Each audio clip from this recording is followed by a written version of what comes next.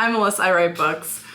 Welcome to the video. Today I am nervous. So listen, I need water. One thing I've talked about a lot on my channel is dictation. The way I typically draft, so the way I write anything new scenes, new drafts, I use dictation, which is essentially voice to text. It's something I discovered last year. I'm not the first person to do this, clearly, but it has been really helpful for me because I've just found it's the way that I write best first drafts. And also it's so fast. I will write for 25 minutes and get like 1,700 words. There are some pitfalls to dictation. Obviously, unless you have like a really fancy software, you have to like go back and edit through it later. And also it might not pick up the right things. There's just a lot of different things that can happen that are downsides. And also, if you don't vibe with dictation, I say give it a couple tries to see if you do.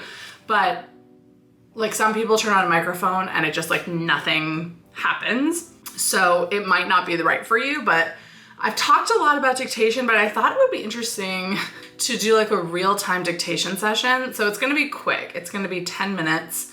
But honestly, that's kind of enough to get like probably around 1,000 words. I'm not even. And to just show you like, what do I usually say during a dictation session? What does it look like on the page when I do that? And then how do I edit it afterwards? Like how long does it take to edit? You know, like is it around the same amount of time anyway? That's why I may seem a little nervous because I've never actually like shown my writing in this extent.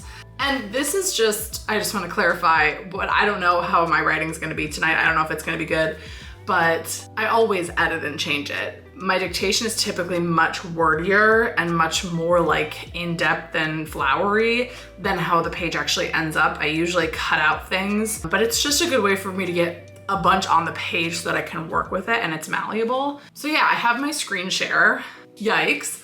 And so you guys can see, what do I say? How does it show up on? How do I edit it? I hope this is helpful. Otherwise, I'm just embarrassing myself. If you don't think the writing is good, that's fine. I also just need to warn you, okay? Because when I dictate, it is dramatic. Dramatic, it is. I sound like I'm acting in a podcast or a play, and it's not very good acting. So don't think I'm trying to be like, I'm so like hip and cool and trendy. No, this is just what happens when I dictate. I get in the moment and I act. So we're gonna not judge, okay? So before I get into the session, I'm gonna spend 5 minutes or less and write bullet points for the scene I'm writing. So the scene I'm writing is actually in my current work in progress called Project Gas Station. It is an adult thriller, and it's also a romance. So the scene I'm writing is a backstory scene, and it is where my main characters Cal and Danny meet, and they don't have a good encounter. I don't know what that looks like. So another thing with dictation is it helps me explore because I'm talking and because usually I don't stop talking ever. If you've known me, you know this. It's easier to just like get ideas out, I found. So they don't have a good encounter. I'm trying to figure out exactly what the context is before I start writing because, so my kind of initial instinct is that Cal's younger sister, Kennedy, this is kind of a lot of backstory actually. But his younger sister like runs into a lot of trouble with the law and like they're just kind of going through it. He's kind of raising her sort of. So and she's a police officer, a detective. I haven't written this yet, but I recently made a change where my main characters have met before the initial events of the book and it was not a good meeting, but that's all I know. So this scene is gonna be that initial meeting, and I think it's gonna have something to do with maybe Kennedy has been arrested or like brought in for question, like something where she's in the police station and Cal is picking her up. They have some sort of disagreement. Also need to figure out whose POV it's gonna be in because it's a dual POV book, so it could be either. I also don't know if this scene is going in the book. It's just something I need for me. And something I know about Cal is he's very protective of her, of Kennedy. but I don't know like what they would be arguing about, because if she's been arrested, he knows she's been arrested. Maybe he's trying to be like, you're trying to make a kid talk. Oh, that could be it. Like, don't say anything without a lawyer. Like, you're trying to, I don't know. I'm probably not gonna get super far into this scene, but I usually do like a little bullet pointed list of here's what's gonna happen next before I start dictating. Okay. I feel so nervous. Okay, whose POV is it in first, actually? I think I'm going with Danny's POV, because the first time they meet would be in Danny's POV, so that would make sense. Okay. How old is Kennedy? 15, maybe? Let's go with that. Okay. The girl sitting across from me has old eyes. She's dressed like every other 15-year-old I dragged in today. A denim jacket, some variation of leggings. I dread the day that Gwen will start to dress like that, but it's not the outfit that made me pull her aside, it's her eyes.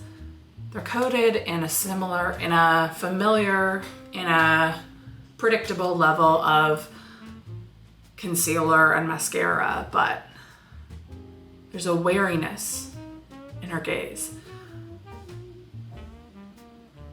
When we pulled in the 5 kids who had clearly been drinking, most of them had wide eyes full of fear. Some of them were deeper. Some of them had been deeper into the bottle than others, but they were all nervous, making excuses, asking for parents. This one looked like she was waiting for a blow. Like she knew somehow what to expect. Can you just tell me what? Scratch that.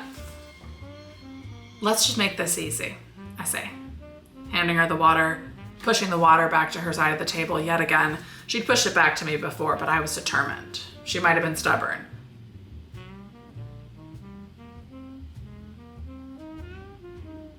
But I had a reputation to uphold.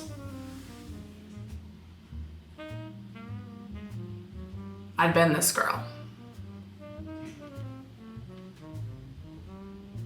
I have nothing to say, she says.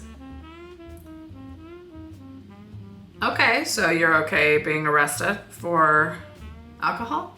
For alcohol? So you're okay to be arrested for this? Haven't I already been arrested? She asks, as though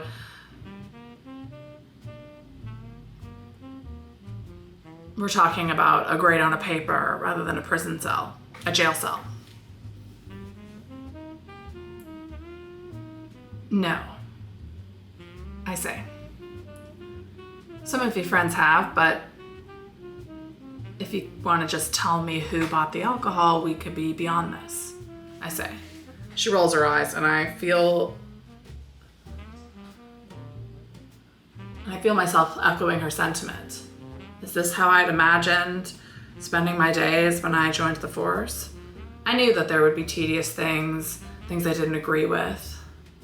I knew that there would be bad mixed in with the good, but I didn't anticipate how much boredom there would be. Teenagers drink.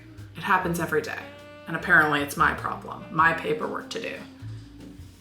Regardless of this, I know. Am I switching tenses? Regardless of this, I have a job to do. I don't know who bought it. Scratch that, she wouldn't admit that. Sorry, my music is not what I want it to be.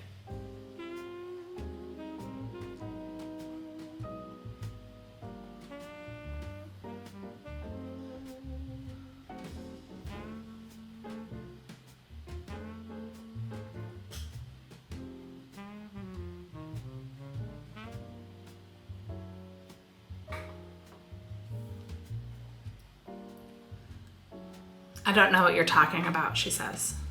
I just had punch. Punch? I ask.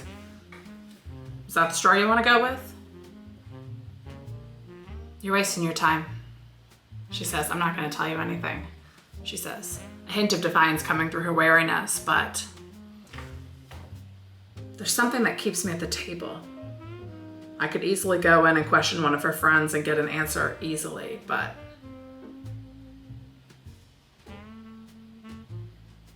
her posture keeps me glued at the table. There's something there, something behind her eyes. What the hell is going on? A voice comes from behind me as the door slams open and two figures come in. One of them is my partner in training, Patrick, who seems to have left every ounce of training at the academy. I'm sorry, he says, before I can get a word out. He just barged in.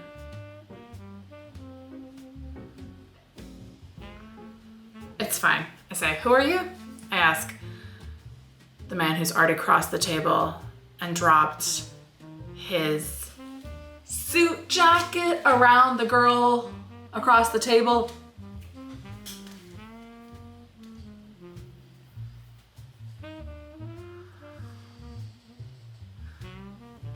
You can't just question her like this without a lawyer or her parents present. She's a minor, the man says, looking at me like I'm the one who's committed the crime. I'm not interrogating her, I say. I'm just asking a few questions. Who are you? I'm her brother. And I'm about to become your worst nightmare. Fix that later.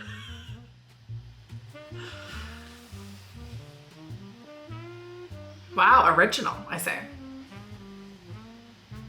And your sister is clearly under the influence. No, she's not. Her eyes are clear, the man says, taking a second to look at his sister. What did you tell them? He asks. I didn't say anything. I'm not stupid, she says. Good. Do you have anything to actually arrest my sister on? Or are you just going to keep making a mockery of the entire justice system by keeping her here again without a parent present? He asks.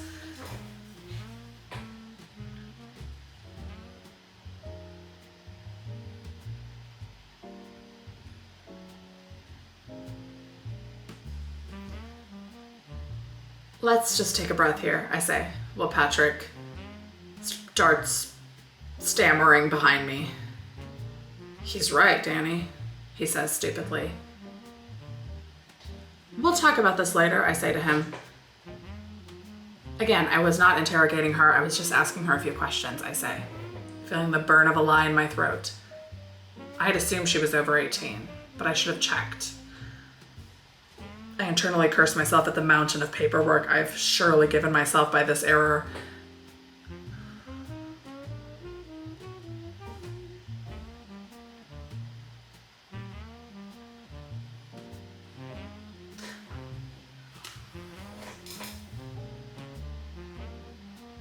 Patrick, I say, turning to him, can you ask around, see if anybody else needs a parent present?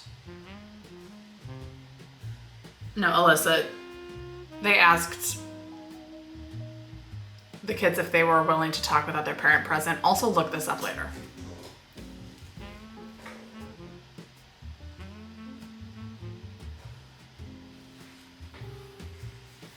Well, anyway, we're leaving, he says, unless you have something to actually arrest her, which I doubt, because if you did, we wouldn't be having this conversation. He says, lifting up his sister by the elbow.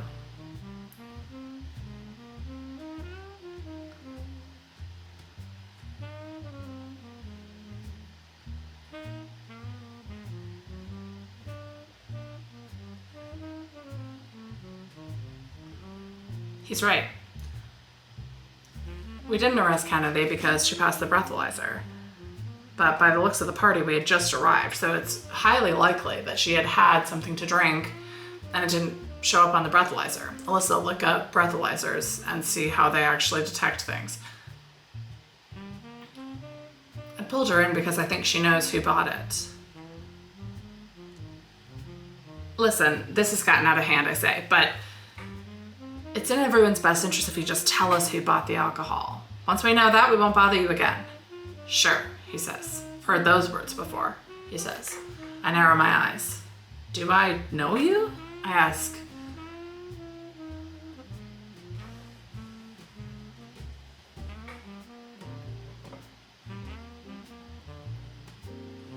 Okay, so that was 10 minutes.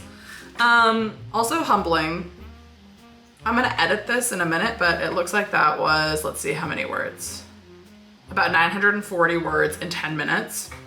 That's so wild. And as you can see, like, I make myself notes.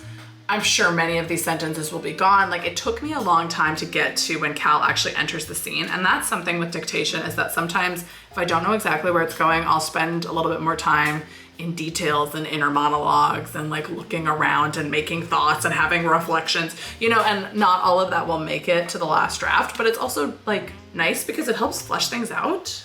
That I would say is probably, I feel the end of the scene coming, because it's not like an actual like chapter, it's like a flashback. And so in my mind, they see each other and they flash back to this. And so maybe you're getting chunks of it in italics. It's kind of what I'm thinking.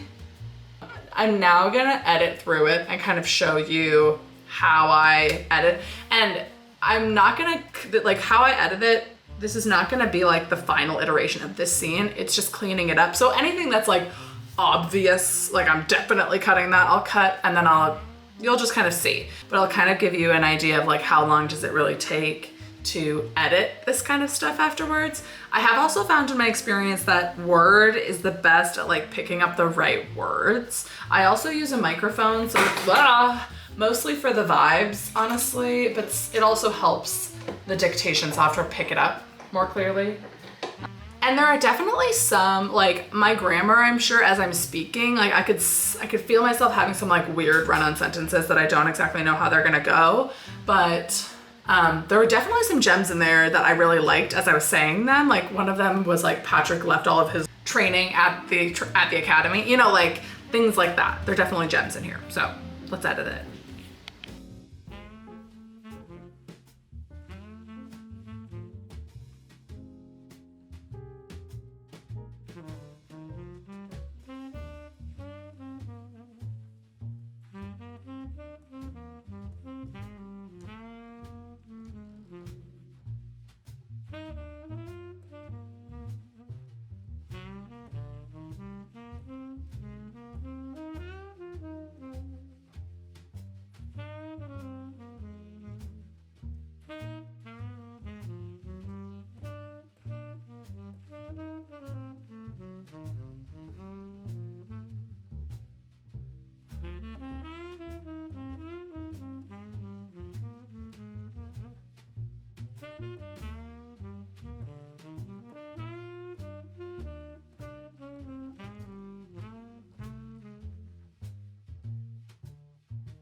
Don't love that. Did I just make like line because I don't love, like it kind of feels like, oh, she shouldn't be wearing that, which is not the vibe I want Danny to have. So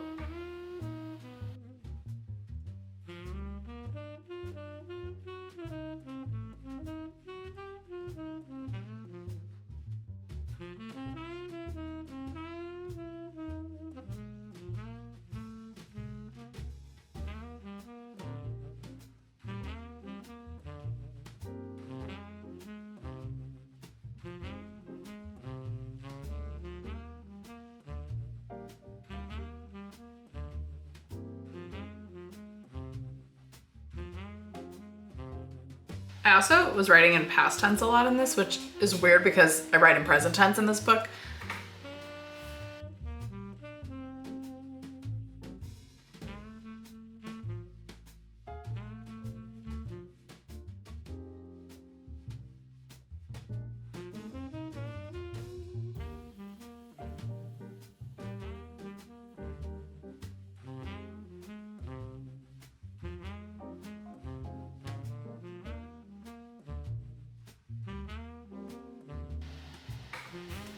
So since I realized later in the conversation that she actually hasn't been arrested because she passed the breathalyzer and she's just being brought in for questioning at this point, I'm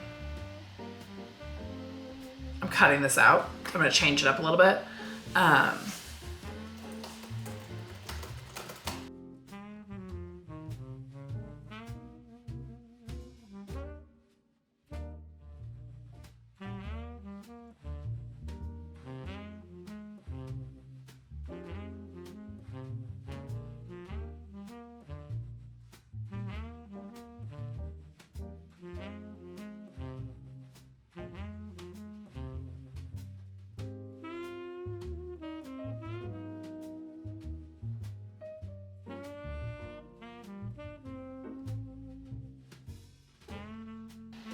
See, this sentence I'm like debating just like cutting, but there's something, Grammarly needs to have a moment to chill.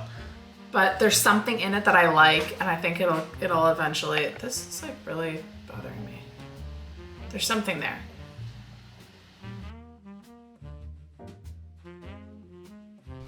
So I'm realizing while editing this, I think I have less information about this scene when I wrote it than I typically do. Usually I know exactly what's going to happen in the scene, or at least more of an idea of what's going to happen. And so the editing takes less time because there's less figuring out and having to, cut out things that are no longer true. Although there's always a little bit of that, but usually I have a little bit more of a grasp of where a scene is going. So I say this at the end, but editing this took about double the amount of time it took to write it. But I don't think that that's actually super typical. I think it usually would take a little bit less time.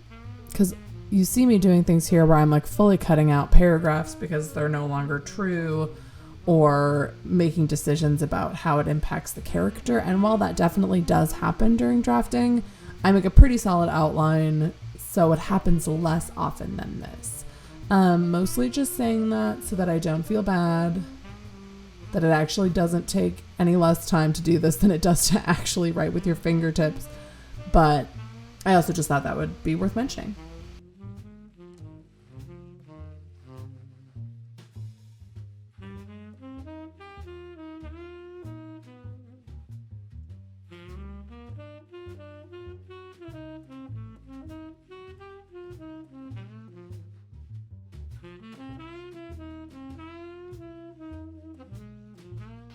So I ended up cutting like 200 words, which is actually wild. I ended up with 781. There's a few things about this scene that I don't love still.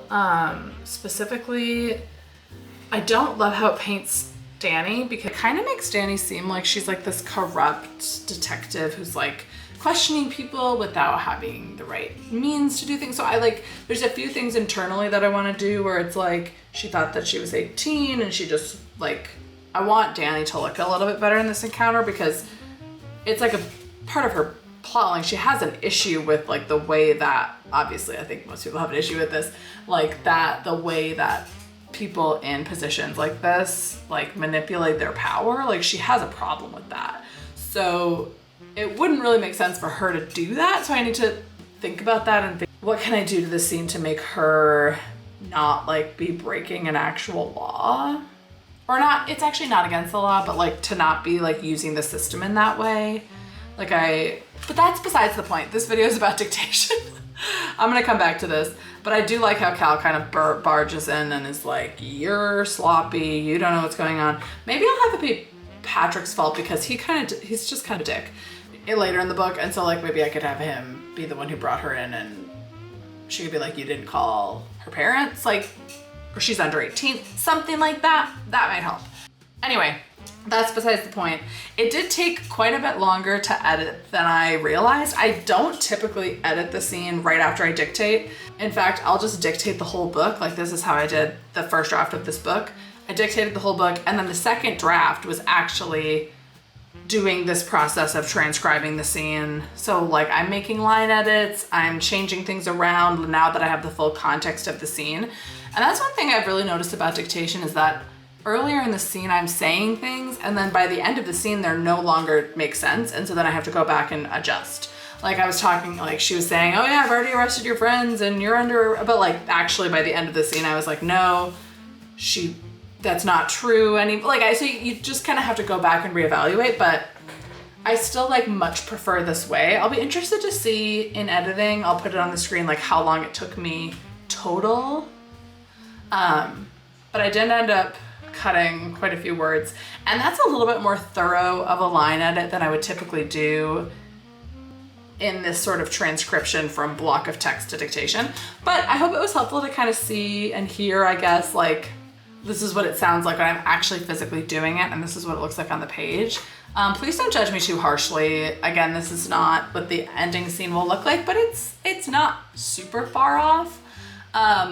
I do notice a lot of like my vocal crutches, like there's probably sentences I need to flip around because like I don't speak grammatically correct. I speak in a lot of run-on sentences, and so a lot of the work in the edit is figuring out how do I take those run-on sentences and like condense them and combine them and just like make them seem like in the right order and everything. So yeah, I hope this was helpful.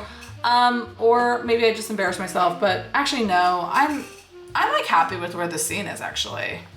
It's not super deep, it's pretty short, but I like the flow of it. That's what I like the most about dictating, is that I feel like scenes have a really natural flow when I dictate them. So yeah, let me know if you've ever tried dictation, if you ever want to, if this has made you like, oh, I never want to do that, or ooh, maybe I'll give that a try. Just let me know and comment down below a microphone emoji. Yeah, and I'll see you in the next one. Bye.